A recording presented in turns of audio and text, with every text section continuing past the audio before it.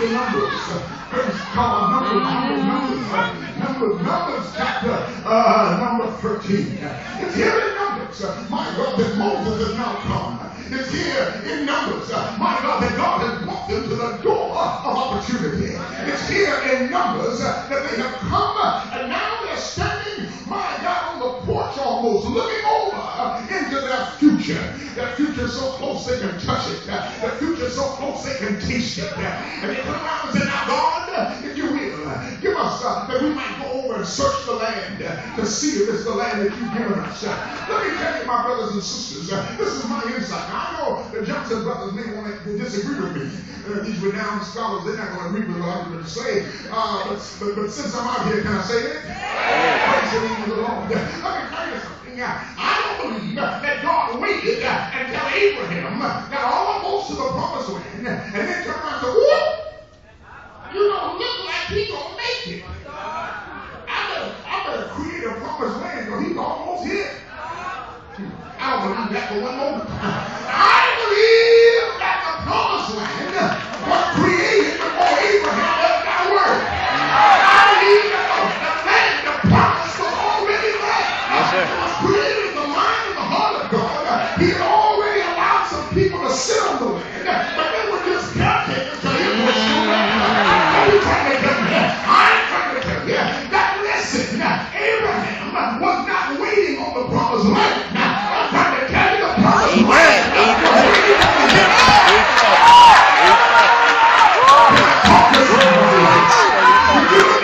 Right now, you're not waiting on the blessing. You're not waiting on the blessing. Your blessing is waiting on you. Your blessing is waiting on you. That's it.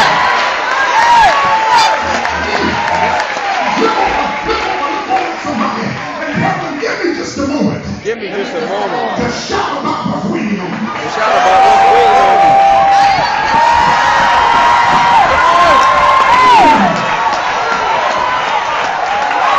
Talk to somebody. Come on here. Moses turned around and said, here's what you do. He said, you pick out 12 men. And you gotta watch this. You gotta watch this part. He said, pick out 12 men. Everyone a leader of their tribe. Get a leader from every tribe. And you're not going to catch this up tomorrow, but this is complication, so you got to get this. A leader of every tribe. There were 12 people representing millions. He didn't send all the millions, he just sent 12. You're going to catch this in just a moment. 12 people went out. 12 folk came back. When they came back, they testified and said, surely it's the land that you spoke of that's flowing with milk and honey. And here's the fruit of the land. And they put it on their shoulders and brought the grapes back. They said, ooh, it's some kind of land. And then they turned around at the end of that testimony and said, nevertheless, the people be strong that dwell in the land. And we look like grasshoppers in this. Can I talk to you for just a moment? Now there's some lessons that we can learn from this. Number one is never send anybody with bad eyesight to drive. Can I talk to somebody? If you're going to drive me, at least tell me you can see. Because if you can't see, we ain't going nowhere. And some people can see as long as the sun is shining, but can you drive at night? Can you drive when it's raining? Can you drive when hail is coming down? Can you drive when the snow is falling? Some folk can leave as long as they don't have no trouble, but I want to know, that ain't a leader, that's just a manager. I want to know, can you leave when it's dark? All right. Come on, I wish I felt like preaching up in here.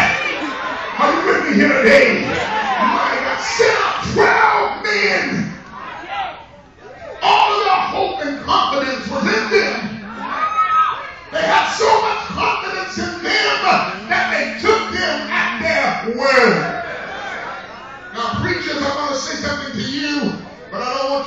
to hear. So I want all the members not to listen to this. I know I can depend on you. I just want to talk to the pastors. This is private. Pastors, learn this if you can. Moses made a big mistake. He gave the wrong person the microphone during testimony service. My God. I can't get nobody to help me. Talk to somebody. Have you ever been in a worship service that was going good and somebody got the service and testified and the whole service went down?